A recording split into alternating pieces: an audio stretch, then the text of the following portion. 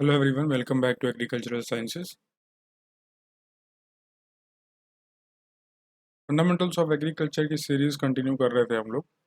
इसमें कि seed technology का चैप्टर जो था आपका, ये नियर अबाउट टू एंड है। जैसे कि लास्ट टॉपिक रह गए हैं जो कि मैं आपको यहाँ बता रहा हूँ। इसके बाद हम लोग नेक्स्ट चैप्टर डिस्कस करेंगे। ठीक है।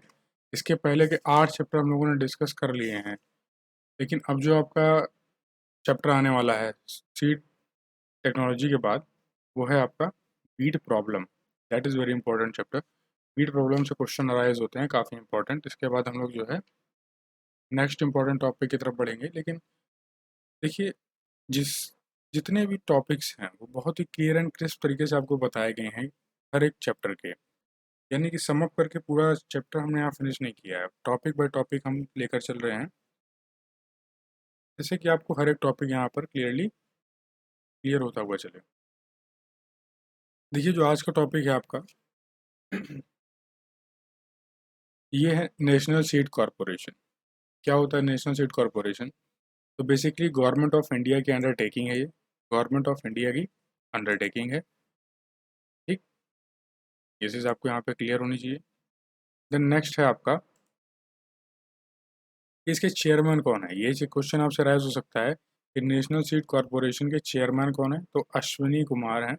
कौन है? अश्विनी कुमार हैं। नेशनल सीड कॉरपोरेशन रजिस्टर्ड कब हुई थी, यानी कि इसका स्टेब्लिशमेंट कब हुआ था? तो मार्च 1963 में इसका इस्टेब्लिशमेंट हुआ। हेडक्वार्टर कहाँ पर है? तो न्यू दिल्ली में इसका हेडक्वार्टर है। दो मेन ऑब्जेक्टिव हैं आपके नेशनल सीड कॉरपोरेशन के। पहला, to promote the development of seed industry in India, यानी कि सीड इंडस्ट्री जितनी भी इंडिया में है उनका प्रमोशन करना। दूसरा इसका मेन ऑब्जेक्टिव है to promote and supply the foundation seeds of various crops, यानी कि जितनी भी various crops and diversified crops हैं उनकी जो सप्लाई चेन है, उनका जो प्रोडक्शन है, उसका जो सप्लाई चेन है यानी कि उसका जो मैनेजमेंट है वो देखना कि प्रॉपरली सब फार्मर्स को हर एक स्टेट में क्या ये सीड पहुंच रहा है या नहीं पहुंच रहा है। फिर इसकी प्रोड्यूस एंड सप्लाई को लेकर फाउंडेशन सीड के ये क्या करता है, इसको सुपरवाइज करता है। ठीक, इसके प्रोडक्शन एंड सप्लाई कौन? तो नेशनल सीड कॉरपोरेशन। ये इसके बेसिकली वर्क है। नेक्स्ट डिस्कस करें तो that is state seed corporation. यहाँ पर हमने डिस्कस किया नेशनल सीड कॉरपोरेशन, यानी कि नेशनल लेवल पर क्या आपके लिए इंपॉर्टेंट है। तो नेशनल सीड कॉरपोरेशन बेसिकली आपके से इसी से रिलेटेड क्वेश्चन पूछा जाएगा। स्टेट सीड कॉरपोरेशन का बहुत कम पूछते हैं, लेकिन फिर भी अगर पूछ लिया तो क्या बताएंगे।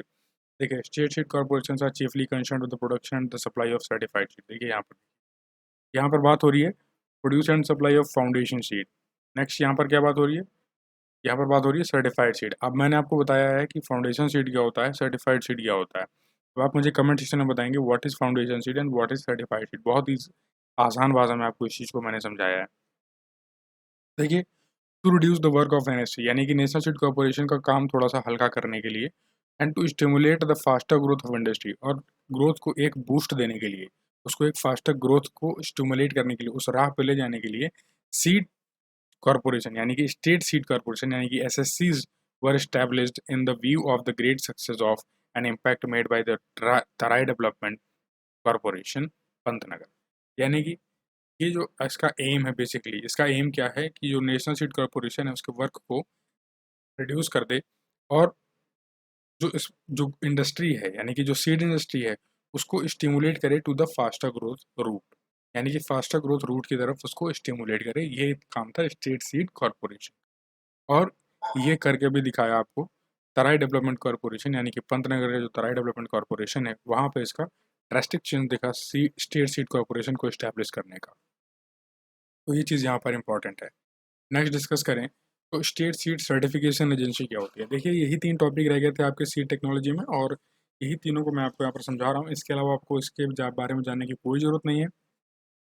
जितना आपकी बुक में दिया है सफिशियंट है आपके लिए इतना पता होना। इसके अलावा कोई आपसे अन्य क्वेश्चन नहीं अराइज होगा कॉम्पिटिटिव एग्जाम्स में।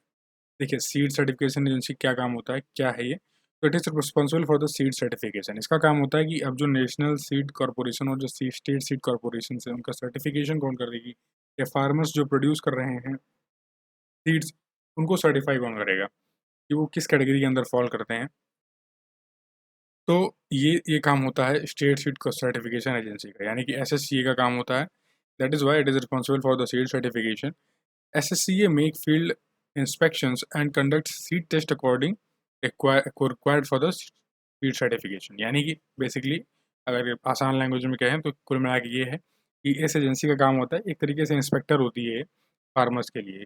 फार्मर्स के लिए इंस्पेक्टर का काम कैसे करती है, क्योंकि देखिए इंस्पेक्टर का काम क्या होता है, किसी भी केस को निरीक्षण करना, यानी कि उसको इंस्पेक्ट करता है, पता लगाता है कि आखिर मामला क्या है, सही है गलत है, दोषी कौन है बेसिकली। ठीक, वैसे ही जो आपकी स्टेट सीड सर्टिफिकेशन एजेंसी है, इसका भी काम यही होता है कि इंस्पेक्ट करे जाके फार्मर्स के फील्ड पर और ये पता लगाए कि जो सीड है वो क्या प्रॉपरली ग्रो हो रहा है, क्या वो सर्टिफाई करने लायक है, सारे पैरामीटर्स को फॉलो कर रहा है या नहीं कर रहा है, उसके बाद ही फिर उसको state seed certification agency certify करती है।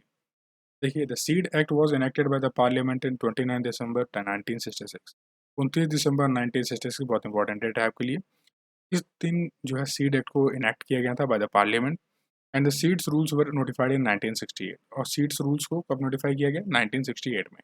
देखिए, पार्लियामेंट में इनेक्ट कब हुआ? 1966 में। और इस रूल को लाया कब गया, नोटिफाई कब गया? तो 2 साल बाद 1968 में। This act came into the force through out the country on 2 अक्टूबर 1969। अब देखिए, 66 में इनेक्ट हुआ पार्लियामेंट में, तो उसके 3 साल बाद गांधी जयंती के दिन 1969 में इसको throughout the country force में लाया गया। Seed was declared as an essential commodity under the essential commodities act 1955। यानी कि सीड को डिक्लेयर किया गया एज अ एसेंशियल कमोडिटी इस एक्ट के तहत, एसेंशियल कमोडिटीज एक्ट 1955 के तहत। देखिए 90 ये जो एसेंशियल कमोडिटीज एक्ट 1955 ये कहीं ना कहीं आपको जाना पहचाना लग रहा होगा, इसका आपने नाम सुना होगा इन 3 साल में। क्यों सुना होगा? क्योंकि जब आपका कोविड पैंडेमिक था तब ये जो एसेंशियल कमोडिटीज एक्ट है, इस एक्ट को जो है यहाँ पर फोर्स में लाया गया था। यानी कि जो एसेंशियल कमोडिटीज एक्ट है उसके लिए आप निकलने के बाहर निकल सकते थे सामान लेने के लिए, अदरवाइज और कोई भी चीज़ें थी जो सारी वो सारे मार्केट बंद थी। यानी कि एसेंशियल कमोडिटीज एक्ट के अंदर जितने भी प्रोडक्ट्स आ रहे थे, जितने भी आइटम्स थे, सिर्फ उन्हीं को आप वहाँ मार्केट में जाकर बाय कर सकते थे विद इन अ पैरामीटर। तो ये चीज़ आपको पता होगी, आपने सुना भी होगा इसके बारे में। तो आई होप अब आपको क्लियर है कि national seed corporation, state seed corporation और आपका स्टेट सीड सर्टिफिकेशन एजेंसी, ये तीनों क्या है, तीनों का काम क्या है। तो थैंक यू गाइज, जय हिंद, जय Bharat, stay tuned for the new videos and the next video will be from the chapter weed problems.